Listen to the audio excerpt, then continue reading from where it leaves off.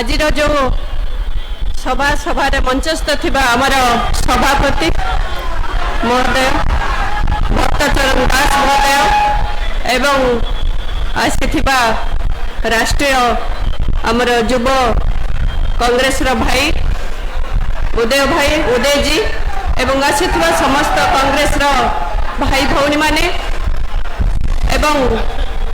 मोर सान भाई श्रद्धेय भाई स्टेट सभापति मिटू भाई आशीष भाई एवं समस्त कोण अनुकोण आसुवा मोर युवक भाई माने समस्त को स्वागत अभिनंदन एवं आशीर्वाद। आपण माने जानी अल्प दिन भितर जो घटना घटी एससीपी मेडिकल रे जे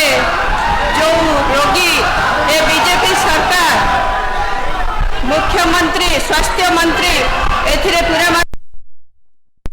जो आशा नहीं विश्वास नहीं से आसी थिले ए बड़ हॉस्पिटल बड़ मेडिकल को रोगमुक्त होगापाई से आज सब नहीं घर को फेरिले ए राज्य दुर्भाग्यजनक कथा आमे भावुचे जे सरकार ओडिशा माटी रे अछंती ना नहीं आमे विश्वास रखिथिले सरकार युवपीढ़ी विश्वास रखिथिले सरकार उपरे से प्रतिशत देइथिले एते नियुक्ति देवे किंतु नियुक्ति नहीं आज दिन रे चाकरी नहीं आज दिन रे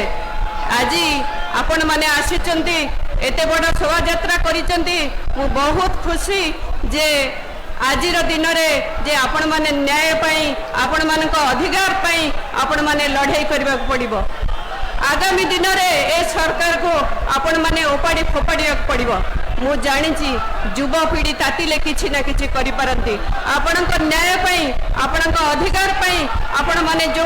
अधिकार रखचंती से अधिकार पाई आपण माने लड़ाई करिवे तेणु मो अधिकार किछि कहूनी वक्तव्य देवा पाई बहुत वक्त अछंती मु एति कोइ मोर वक्तव्य शेष करछि आउ थरे धन्यवाद दउछि मिटू भाई की जो प्रोग्राम करिचंती जो युवपीढ़ी की एकजुट करिचंती तांको बहुत बहुत धन्यवाद एवं नमस्कार।